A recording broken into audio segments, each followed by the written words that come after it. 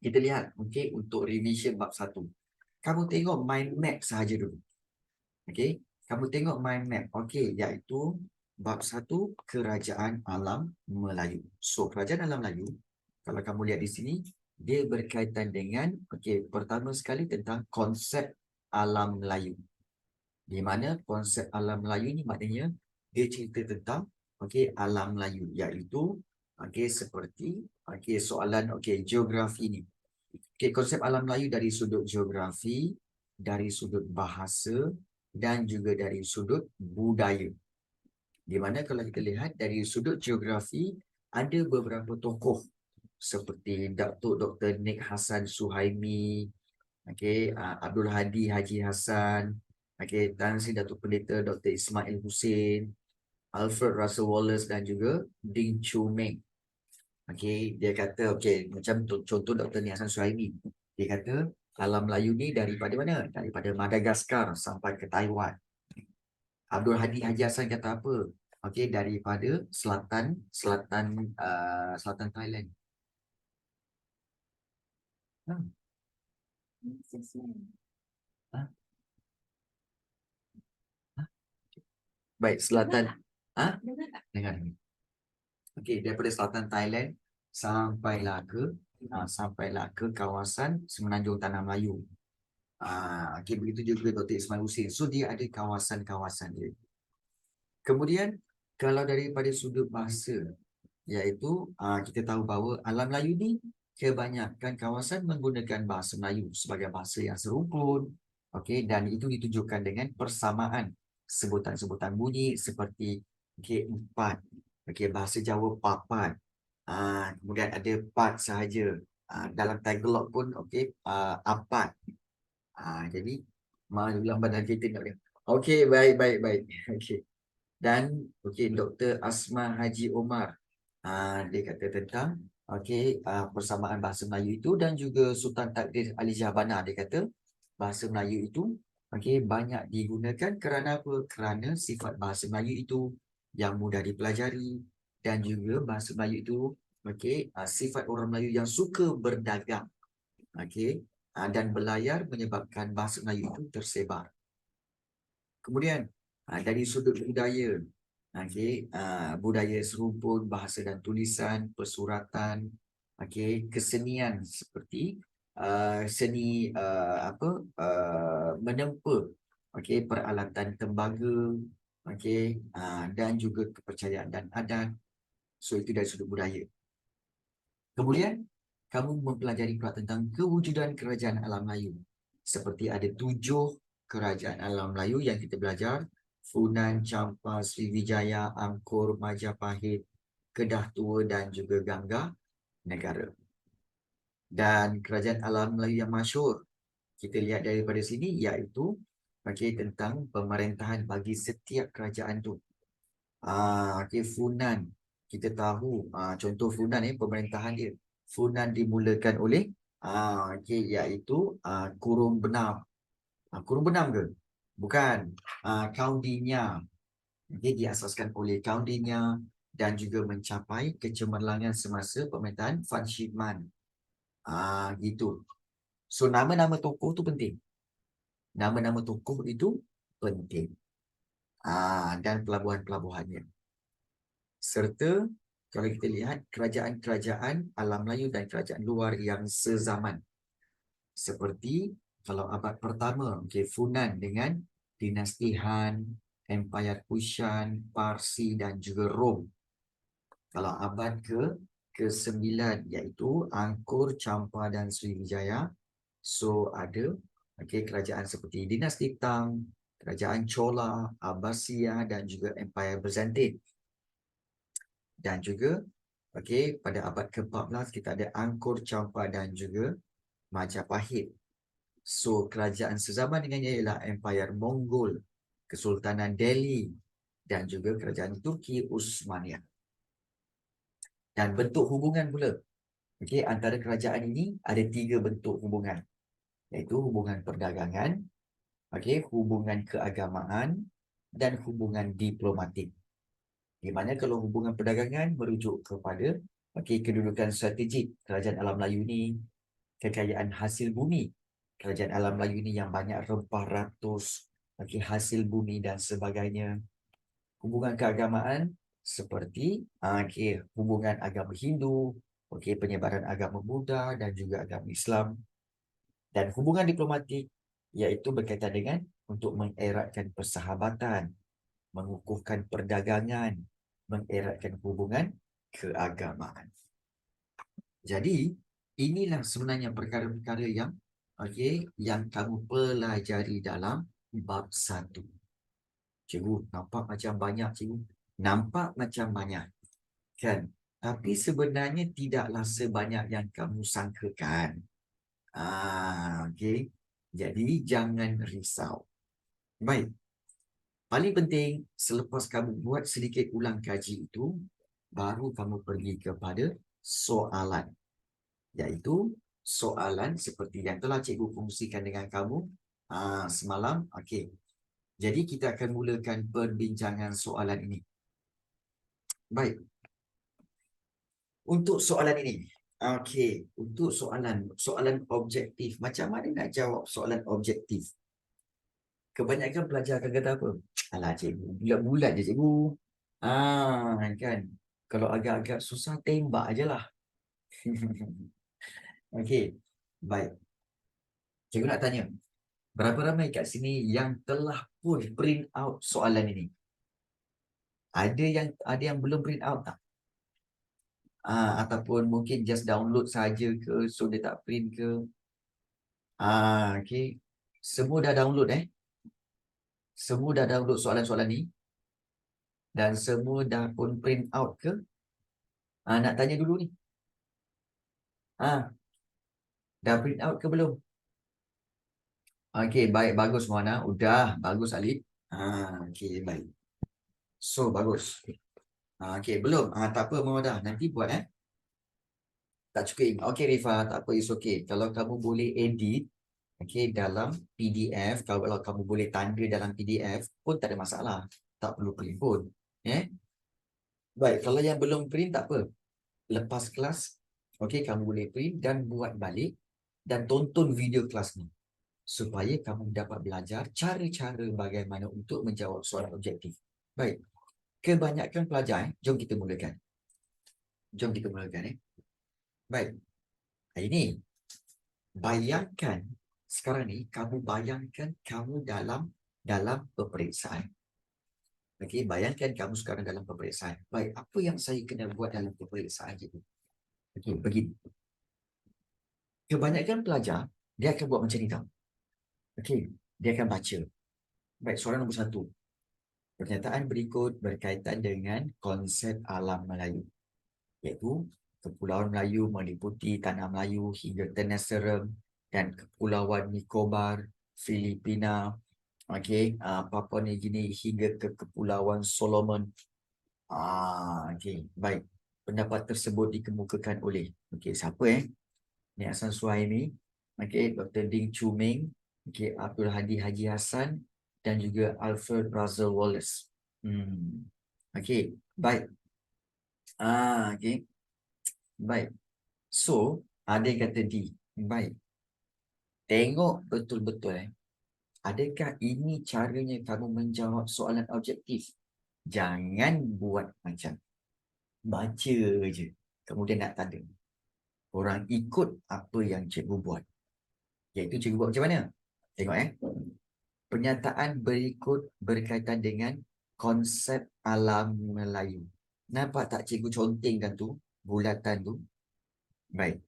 Kemudian, Kepulauan Melayu meliputi Tanah Melayu hingga Tenasserim dan Kepulauan Nicobar, Filipina, Papua New Guinea hingga ke Kepulauan Solomon.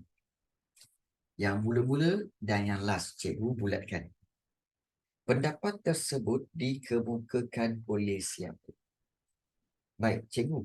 Kenapa kena buat bulat-bulat cikgu?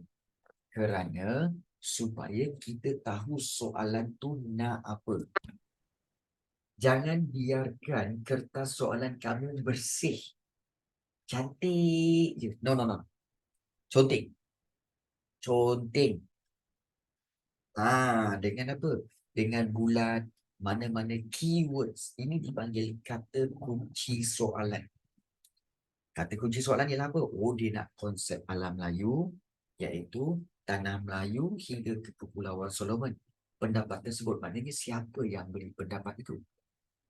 Bila kamu tahu bahawa, oh, konsep alam Melayu, tanah Melayu, Kepulauan Solomon, maka jawapannya adalah Alfred Russel Wallace.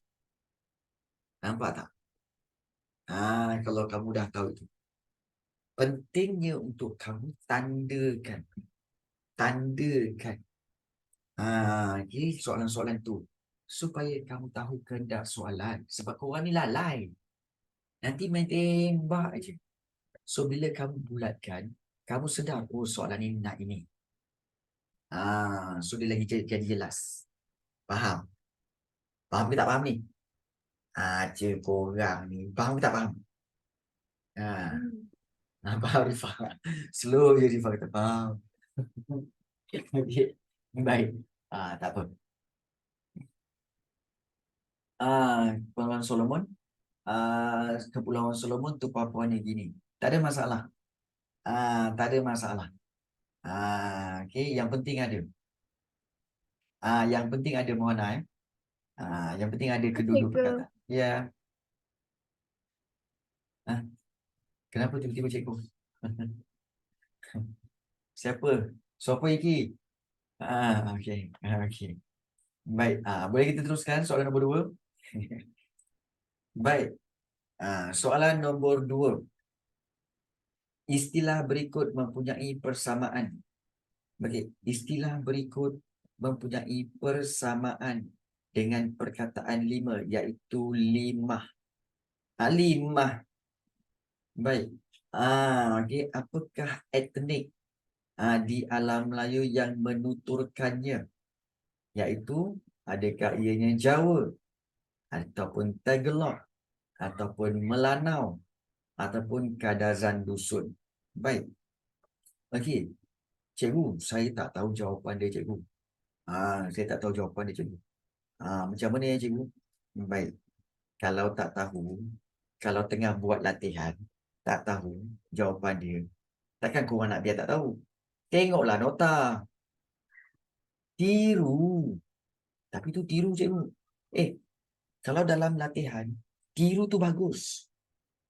Ingat tu, dalam waktu latihan, tiru itu sangat bagus.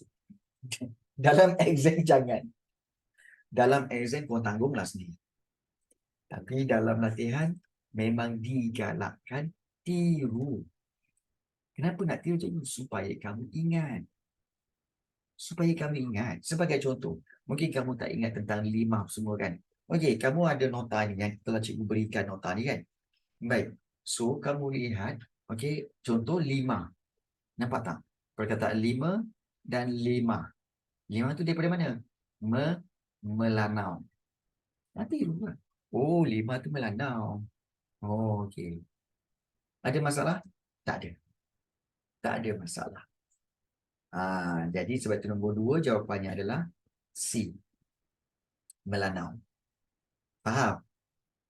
Okey, kalau korang tengah latihan, tiru, nak tiru, tiru. Tak ada masalah. Tidak ada sebarang masalah. Baik. Soalan yang ketiga. Tokoh berikut turut menyatakan pendapat berkaitan dengan konsep alam Melayu, iaitu Datuk Abdul Aziz Deraman. Beliau amat dikenali sebagai tokoh apa? Ingat Datuk Abdul Aziz Deraman ini, dia bukannya tokoh konsep alam Melayu dari sudut geografi. Bukan. Dia bukan juga dari sudut bahasa, iaitu bahasa Datuk Asma Haji Omar. Dan juga satu lagi iaitu Sultan Ali Jabana. Bukan. Aziz Rahman ini adalah seorang ahli tokoh budayawan. Budayawan. Kalau kamu kata, cikgu, 3 soalan pertama ni pun saya tak ingat, cikgu. Kalau tak ingat, tak ada masalah. Tengok balik nota yang telah cikgu sediakan ini. Tengok balik je. Tak ada masalah pun. Sebab, sebab semasa latihan inilah proses dia. Semasa buat ulang kaji, ini proses dia. Buat latihan, kemudian tiru jawapan. Buat latihan, tiru jawapan. Tentu fahamkan baru boleh buat. Boleh, tak ada masalah Rania. Kalau saya tiru terus macam tak masuk lah. Saya kena baca tajuk latihan tu, fahamkan baru boleh buat. Betul Rania? Tapi kalau kamu stuck, kadang-kadang kamu sangkut, lupa. So apa nak buat? Kalau lupa apa nak buat? Tirulah. Kalau nak lupa nak buat, tiru. Jangan biarkan, aduh aku lupa lah. Tak. Tiru. Kalau kamu ingat, tak payah tengok nota. Kalau kamu ingat, memang terus tulis jawapan. Tapi kalau kamu tak ingat, refer kepada nota. Jangan biar tersangkut. Boleh? Boleh? Jadi itu cara dia. Baik. Teruskan je. Baik, soalan yang keempat kita lihat di sini. Okey, iaitu soalan keempat, raja berikut berkaitan dengan pengasasan kerajaan alam Melayu. Pengasasan kerajaan alam Melayu. Kerajaan X diasaskan pada abad ke-6 Masihi. Okay. Ke-6 Masihi kalau abad ke-6 Masihi ni, okey, yang mana ya cikgu? Okey. So yang mana Mohana? Since kamu dah on dekat mic. Okey. Adakah Cikgu, Gangga Negara tak ada ke sana. okey, tak ada kat sini. So yang diasaskan pada abad ke-6 yang mana? Gangga Negara. Gangga Negara. Jadi kalau kita lihat di sini, okey. Okey, kerajaan yang diasaskan pada abad ke-6 Masihi. Okey, iaitu Gangga Negara. Kat sini. Tapi yang ini tak ada pun cikgu. Latihan dikata tak ada pun cikgu. Kerajaan ini diasaskan pada abad ke-6 Masihi. Bagaimana tu cikgu? Baik. Sekiranya dalam nota pun tak ada, kamu boleh refer kepada buku teks. Sebab itu cikgu cakap apa tahu? Kadang-kadang nota ini kita sukar untuk percaya kepada dia kerana kadang-kadang Buku teks fakta pun sama, cikgu. buku teks pun sama cikgu, nampak tak? Bila buku teks tak ada macam mana cikgu? Bila buku teks tak ada, maksudnya apa? Maksudnya mungkin soalan ini ada sedikit typo. Ataupun ada sedikit masalah berkaitan dengan bentuk soalan itu. Tapi tak apa, jangan risau. Okey, kita akan tengok. Okey, yang berhampiran abad ke-2, ke-9, ke-13, Gangga Negara ke-6, Kerajaan Kedatua abad ke-5. Okey, baik. So, jelaskah kat sini bahawa sebenarnya soalan itu adalah soalan yang typo ataupun kita kata ada kesilapan dalam soalan itu. Kejap. Mana pula cikgu pergi ni? Okey. Baik. Okey. Mana pergi dia? Okey, nota dan latihan. Okey. Baik. So, sekiranya kita lihat soalan ini, okey. Pengasasan kerajaan alam Melayu diasaskan pada abad ke-6 Masihi. So, Angkut pun bukan, Champa pun bukan, Sriwijaya pun bukan, Kedah Tua pun bukan. Jadi macam mana ya cikgu? Baik. Bila macam ni, dapat soalan macam ni, kamu akan tanya balik kepada cikgu sekolah kamu. Kalau dapat soalan dalam exam lah. Jadi, bila cikgu kamu semak, oh memang tak ada lah, maka soalan ini akan menjadi soalan bonus kepada kamu. Biasa berlaku tak? Biasa berlaku tak? Soalan ini akan menjadi soalan bonus kepada kamu. Okey, oh soalan nombor 4 tak perlu jawab kan? Dan itu dikira sebagai soalan bonus. Soalan bonus. So, biasa tak berlaku? Pernah berlaku? Pernah, cikgu. Pernah Pernah, cikgu. Ya, jadi tak apa, it's okay. Kalau tak ada tak apa, it's okay. Jangan stres. Kamu kata, oh ini tak ada ni, ini soalan typo ni. Biar. It's okay. Baik. Kemudian kita move on. Macam pelik je cikgu move on. Okey, kita tengok move on Soalan nombor 5. Pemerintahan Cebonga membawa kepada kegemilangan kepada kerajaan Champa. Apakah faktor yang membawa kepada kejatuhan kerajaan tersebut? Maknanya kerajaan Champa. Apa yang menyebabkan kejatuhan kerajaan Champa? Adakah serangan Siam, serangan Chola, serangan Chenla ataupun serangan David? Baik. Kalau kita tengok Champa selalu dikaitkan dengan David.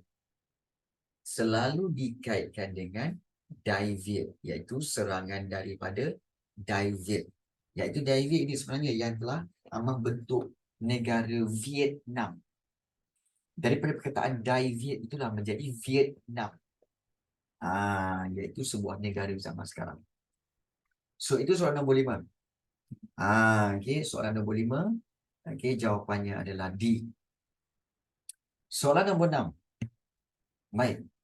Apakah kerajaan alam Melayu yang telah menjadikan lokasi berikut sebagai pusat pemerintahan dan pentadbiran kerajaan?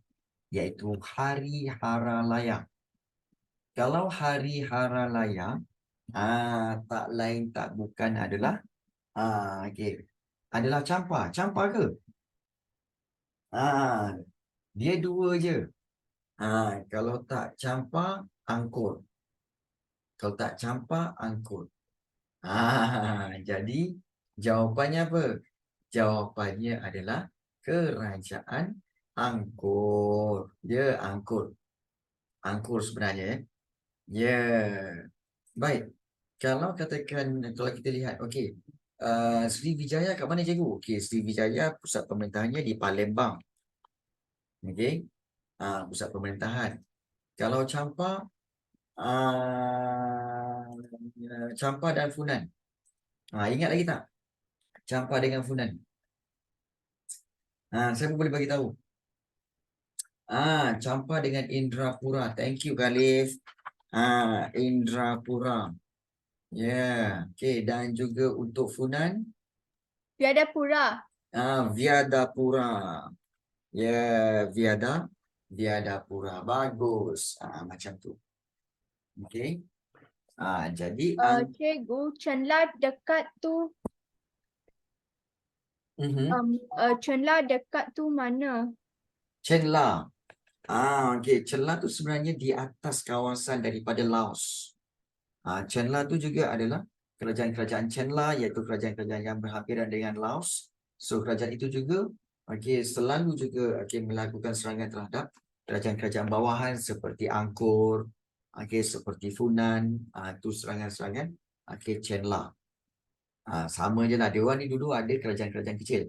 Macam cikgu pernah cakap kan, bahawa sebenarnya kerajaan alam Melayu ni sebenarnya dalam catatan sejarah ada 34 kerajaan alam Melayu. Termasuklah Chenla, David, kemudian termasuk juga Sailendra, banyak lagi. Tapi kenapa kita belajar yang 7 ni saja cikgu? Yang 7 ini pun kita susah nak ingat. Kalau korang belajar semua 34 kerajaan alam Melayu, tak kepengsan. Jadi sebab itu kita belajar 7 saja. Belajar yang 7 ini saja. Faham baik. So itu kamu kena faham. Baik. So kita telah lihat soalan yang ke-6. Soalan ke-7. Baik. Apakah kerajaan alam Melayu yang telah diasaskan oleh tokoh berikut, iaitu Raja Ganji Sarjuna? Raja Ganji Sarjuna telah mengasaskan kerajaan Gangga Negara. Gangga Negara. Ya betul, Gangga Negara. Jadi mungkin kamu akan kata, cikgu, saya risaulah cikgu tengok soalan-soalan ini. Saya tak ingat ni cikgu. Banyak lupa lah cikgu. Cikgu tahu ramai cakap macam tu, betul tak? Betul ke tidak, Rifah? Betul ke tidak? Betul. Okey. Dani, Ayu. Betul? Cikgu, sebenarnya saya lupa-lupa, cikgu. Sebab lama tinggal ni, cikgu. Baik. Apa yang kamu kena buat sekarang iaitu betul, sokong. Cepat je kau, ya. Baik. So, gunakan nota yang telah cikgu berikan ini. Ada dalam Google Classroom, di mana kamu baca nota ini dan kalau kamu dah print nota-nota ini semua, dah print nota-nota ini semua, pastikan kamu jangan sekadar membaca, tetapi kamu bulat-bulatkan. Kaitkan dia. Seperti contohnya kerajaan yang masyhur, kerajaan Funan. Tengok Funan, kalau cikgu lah, cikgu akan bulatkan Funan, Kaundinya, kemudian juga Vyadapura. Cikgu linkkan dia. Funan, Kaundinya, Vyadapura. Kemasyhuran Fan Shihman. Kemudian kita akan bawa daripada iaitu selatan Myanmar sampai Segenting Kra. Selatan Myanmar, Segenting Kra, dan juga menjadi pusat perdagangan utama di alam Melayu. So, Fan Shihman, selatan Myanmar, Segenting Kra menjadi pusat perdagangan utama. So, kita akan ingat dia punya poin-poin penting. Nak ingat semua setiap ayat memang tak boleh. So, kita ambil poin-poin utama. Campa sebagai contoh. Sebelum tu kita habiskan Funan lah. Funan merosot kerana apa? Sewaktu Rudravarman akibat serangan kerajaan Chenla. Relatekan dia. Kerajaan Chenla. Campa pun sama. Campa diasaskan oleh Chulian. Pusat pentadbiran di Indrapura. Dan Chulian yang telah berjaya membebaskan Campa daripada pengaruh Cina. So, relatekan dia. Supaya kamu nampak poin-poin utama. Bukan semua poin utama. Kita nak ambil dia punya keywords dia. Keywords nota. Campa masyhur semasa zaman pemerintahan Cebonga. Kemudian juga berjaya membunuh Raja Trandutong. Kat sini.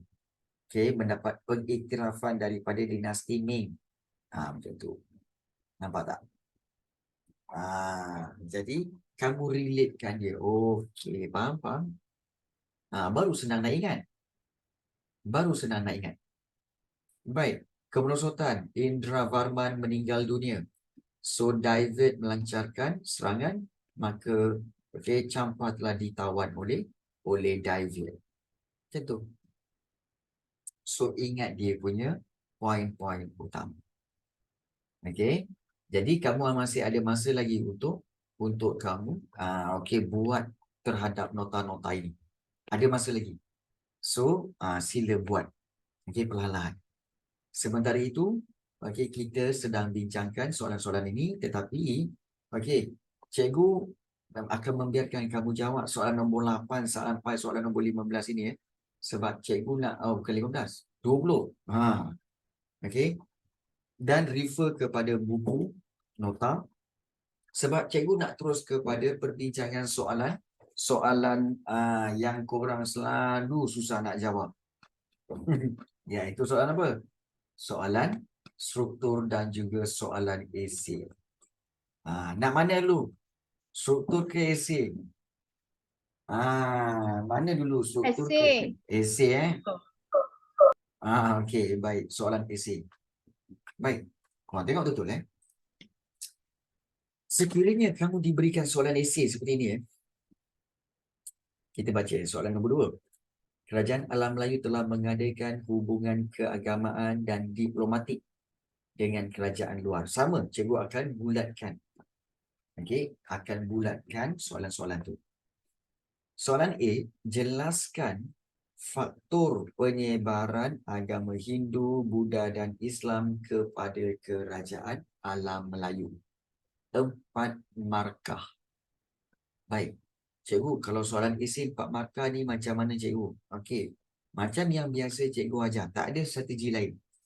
Okey, tidak ada rahsia-rahsia bahawa 4 markah ini cara nak jawabnya adalah mesti menggunakan 2 fakta dan juga 2 huraian. Itu je. Jadi, macam mana nak buat cikgu? Faktor penyebaran. Kalau 2 fakta tu, maknanya apa? Maknanya samalah dengan dua kita kata sebagai dua faktor penyebaran. 2 fakta tu means 2 faktor penyebaran.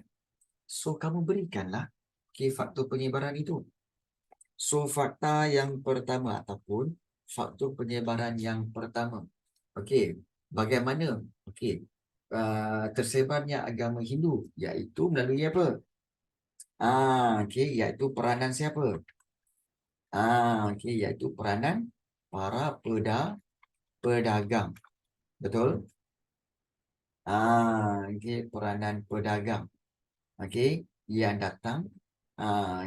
datang ke alam Melayu. Peranan pedagang yang datang untuk berdagang.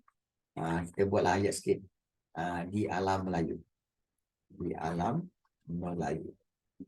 Baik. Kemudian fakta yang kedua, peranan siapa pula?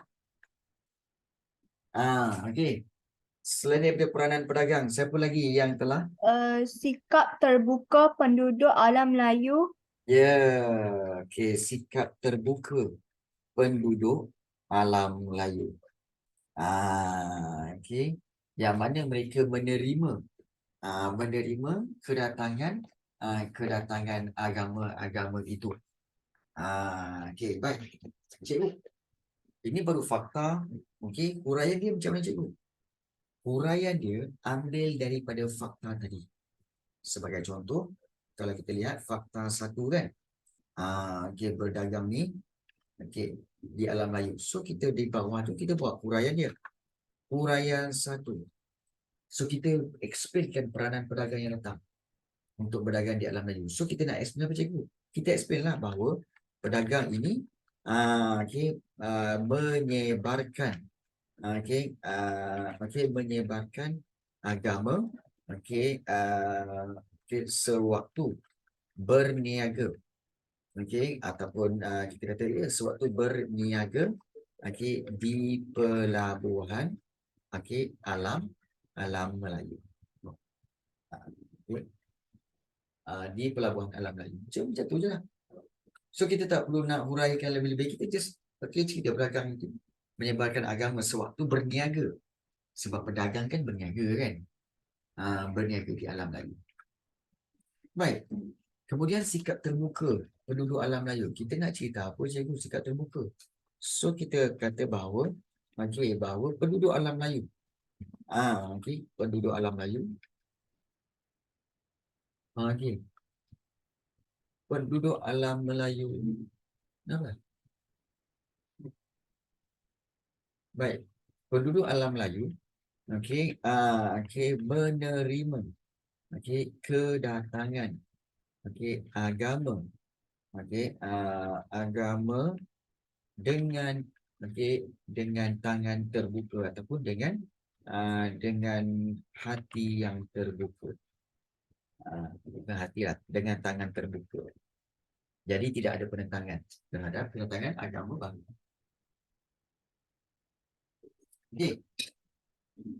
Baik, so inilah antara faktor penyebaran agama Hindu dan Buddha, Islam ke kerajaan alam Melayu. Baik, so bila kamu dapat fakta huraian, so bina ayat jawapan. Macam mana nak bina ayat jawapan cikgu? Baik, bina ayat jawapan macam selalu cikgu cakap, iaitu mulakan dengan ayat soalan. Ni, ambil ayat soalan di balik. Ambil ayat soalan tu balik. Sebagai contoh, kita ambil jawapan dia. Faktor. So kita mulakan dengan faktor penyebaran. Okey, penyebaran agama. Okey, so kita tak perlu mentionkan ke semua agama. Okey, kita just mentionkan faktor penyebaran agama ke kerajaan alam Melayu. Okey, kerajaan alam Melayu adalah peranan pedagang yang datang untuk berdagang di alam Melayu, untuk berdagang di alam Melayu. Okey, kemudian titik. Bila masuk huraian, buat ayat baru, iaitu para pedagang. Kita ambil terus para pedagang. Para pedagang ini telah menyebarkan agama mereka sewaktu berniaga di pelabuhan alam Melayu. Itu base. Tapi ini baru cukup ke ni cikgu? Tak cukup. Sebab ini baru 2. Soalan nak bagi 4 markah kan? Ingat kalau 4 markah, bagi je 4. 2 fakta, 2 huraian. So, daripada sini, kamu sambung. Nak sambung fakta yang kedua macam mana cikgu? Gunakan penanda wacana. Selain itu, seterusnya. So, sambung. Selain itu, selain itu, jangan ambil selain itu sikap terbuka penduduk alam Melayu. Titik. Yang ini selalu pelajar buat. Salah. Jangan buat macam ni. Jangan buat macam ni. Cara yang betul adalah tambahkan balik. Selain itu, faktor penyebaran agama. Ambil balik. Faktor penyebaran agama. Ini adalah macam tu. Sikap terbuka penduduk alam Melayu. So, kena tambahkan selain itu faktor penyebaran agama ini adalah sikap terbuka penduduk alam Melayu. So, kamu sambung pula dengan huraiannya, iaitu penduduk alam Melayu. Penduduk alam Melayu menerima kedatangan agama dengan tangan terbuka.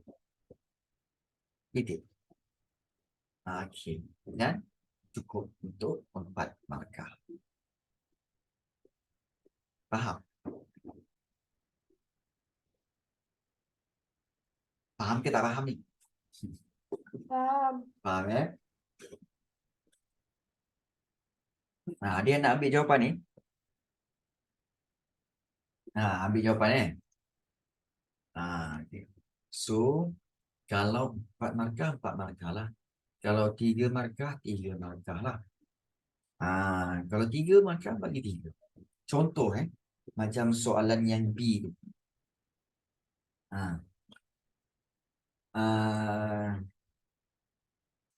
Kedatangan agama. Sorry. Thank you. Thank you, Yuval Rajan. Baik, bagus. Baik, cikgu, kalau soalan yang B tu, cikgu. Typo. Soalan B, cikgu. Terangkan perkembangan hubungan diplomatik kerajaan alam Melayu dengan kerajaan berikut. China dan India. Contoh China. China ni berapa markah ni? China dia nak bagi 3 markah. So, apa yang kita nak explain, cikgu? Kamu explain lah hubungan diplomatik. Apa itu hubungan diplomatik? Ingat, hubungan diplomatik ialah hubungan antara kerajaan dengan kerajaan. Jadi, kita tahu kata kunci dia. Hubungan diplomatik adalah hubungan kerajaan dengan kerajaan lain. So, kalau hubungan diplomatik kerajaan alam Melayu dengan kerajaan Cina, nak cerita apa, cikgu? 3 markah tu. So, kita tahu hubungan diplomatik kerajaan alam Melayu dengan kerajaan Cina. Baik. Untuk apa? Apa tujuan dia? Tujuannya apa?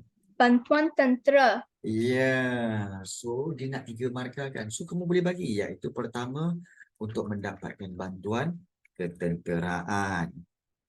Yang kedua untuk apa? Untuk menjalinkan hubungan. Ya, menjalinkan hubungan perdagangan. Okey. Dan yang ketiga, Memulihkan hubungan.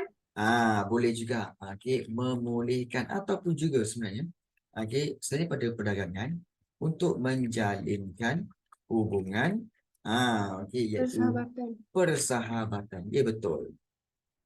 Dah. So, ini sahaja telah membawa kepada 3 markah. Bantuan ketenteraan, hubungan persahabatan, perdagangan dan hubungan persahabatan. Ini telah mendapat tiga markah. Macam itulah. Tapi jangan buat point. Buat dalam bentuk ayat. Okey. Jadi, ayat dia macam mana cikgu? Ayat dia kamu buatlah seperti biasa. Okey, iaitu, okey, kita kata hubungan diplomatik. Okey, antara kerajaan, okey, alam Melayu, okey, dengan kerajaan China adalah untuk tujuan dia kan. Kalau kita kata adalah untuk, kita boleh buat bertujuan. Bertujuan untuk mendapatkan bantuan ataupun mendapat bantuan ketenteraan. Titik je. Sebab dah panjang dah. Buat ayat baru. Gunakan penanda wacana. Selain itu, okey, hubungan ini okey, bertujuan. Kamu refer kepada hubungan diplomatik lah. Hubungan ini bertujuan menjalin, okey, hubungan, okey, perdagangan. Dan sambungkan dengan poin yang ketiga. Boleh ke cikgu? Boleh. Menjalin hubungan perdagangan dan hubungan persahabatan. Okay. Antara kedua kerajaan. Itu. Dapat 3 markah tak? Dapat. Kenapa dapat 3 markah cikgu? Sebab bantuan ketenteraan ada. Okey, hubungan perdagangan ada. Hubungan persahabatan pun ada. Sebab tu 3 markah. Faham? Faham. Jadi, itu cara bagaimana untuk kamu bina ayat jawapan. Jadi, soalan sejarah sebenarnya senang nak jawab. Cuma, kamu semua ni, bila time sejarah, okay, bila suruh buat latihan sejarah, korang suka buat soalan objektif aja. Tang esei, tang struktur, malaslah cikgu nak buat. Betul tak? Baik jujur dengan cikgu. Betul ke tak betul? Objektif okey cikgu. Struktur dengan esei ni malaslah cikgu. Kan? Nak tengok apa? Nak tengok buku lagi, nak tengok nota lagi. Kan? Nak cari jawapan. Oh, leceh lah cikgu. Betul tak Lavinesh? Lavinesh ni mesti suka buat objektif saja. Esei dengan struktur jarang buat. Betul? Yuva Rajan? Betul kan? Betul cikgu. Ya. Tetapi cikgu faham. Memang kebanyakan pelajar memang macam tu. Okey, macam tu. Tapi jika kamu nak periksa minggu depan, minggu lagi satu nak periksa, kamu tak boleh lari daripada buat latihan esei. Kalau kamu skip buat latihan esei, skip buat latihan struktur, maka kamu akan dapat markah yang rendah. Sebab tu kamu kena praktis juga.